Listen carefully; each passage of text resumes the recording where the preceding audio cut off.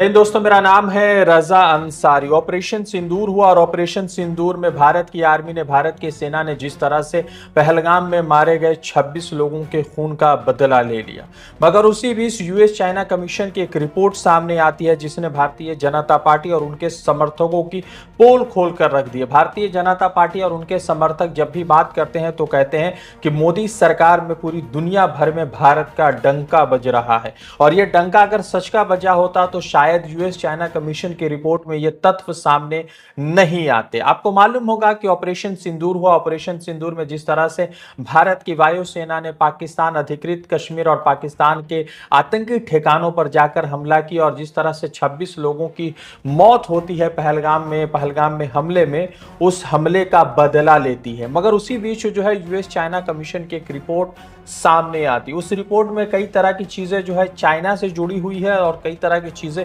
पाकिस्तान से जुड़ी है। उस कमीशन ने बहुत तरह के सच्चाइयों को जनता के बीच लाया है, और सवाल यह भी उठ गया है कि अगर भारत का पूरी दुनिया में इस मोदी सरकार में डंका बज रहा है तो यूएस चाइना कमीशन की रिपोर्ट जो है किस तरह से, एक तरह मान लेते हैं कि 50% भारत के खिलाफ बताई जा रही है। आपको बता दें कि यूएस और चाइना की सिक्योरिटी रिव्यू कमीशन की तरफ से एक रिपोर्ट आया ऑपरेशन सिंदूर को लेकर, जिसमें कहा गया है कि जिस तरह से 6 से लेकर 10 तारीख तक भारत और पाकिस्तान के बीच जो है संघर्ष जैसे माहौल थे, युद्ध जैसे माहौल थे, उसमें पाकिस्तान के जो आर्मी है उनको भारत पर सफलता मिली है और भारत की आर्मी से ज्यादा मजबूत साबित हुई है। ये रिपोर्ट जो है सामने आती है, और इस रिपोर्ट के सामने आने के बाद कई तरह के सवाल खड़े होते हैं, और किस तरह से अमेरिका भारत से दुश्मनी कर रहा है उसके भी जो है चीजें सामने आ जाती है। इस रिपोर्ट में यह भी कहा गया है कि जिस तरह से भारत के रफाल गिराने के जो दावे किए गए थे, और यह भी कहा गया था कि भारत के जो रफाल गिरे हैं वो तमाम तस्वीरें जो है एआई जनरेटेड है, और उसे चाइना द्वारा जनरेट किया गया था। इसलिए जनरेट किया गया था जैसे चाइना अपना विमान पाकिस्तान को बेच सके और चाइना अपना विमान बेचकर ज्यादा पैसे कमा सके। आपको बता दें कि इन तमाम रिपोर्ट में जो है कई तरह की चीजें जो सामने आती वो ये है कि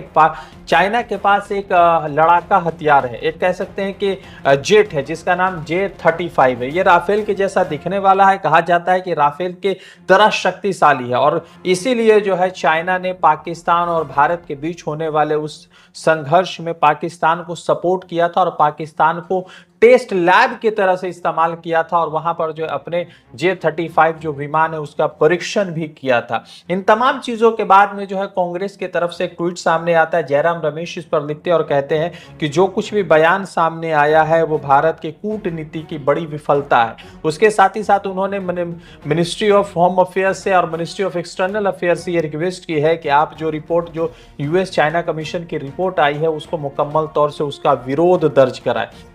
सवाल महत्वपूर्ण यह है कि जिस तरह से 22 अप्रैल को पहलगाम में हमले होते हैं, 26 लोगों को मारा जाता है, उनके धर्म पूछ कर मारा जाता है, और पाकिस्तान से वह आतंकी जो है भारत के जम्मू एंड कश्मीर में पूरा मौत का नंगा नाच करते हैं। उसके बाद जो है फिर मिलिट्री जो हमारी है, वायुसेना जो थल सेना है, वो बदला लेने के लिए आती है। मगर ये यूएस चाइना कमीशन की जो रिपोर्ट सामने आई उसने क्यों ऐसा कहा कि पाकिस्तान को जो है शुरुआती दौर में जो है सफलता मिल गई थी। ये तमाम चीजें हैं, और भारत सरकार की जिम्मेदारी है कि अगर इस तरह के यूएस चाइना कमीशन की रिपोर्ट सामने आती है तो उस पर जो है अपनी घोर निंदा कराए और उस पर जो है अपनी नाराजगी दर्ज कराए, ताकि इस तरह की रिपोर्ट भारत के मुतालिक और दूसरी मर्तबा पब्लिश ना किए जा सके। बताया जाता है कि जब ये वो संघर्ष चल रहा था तो चाइना ने मुकम्मल तौर से पाकिस्तान को सपोर्ट किया था। राहुल गांधी लगातार कह रहे थे कि चाइना हमारे लिए खतरा है, पाकिस्तान हमारे लिए खतरा नहीं है,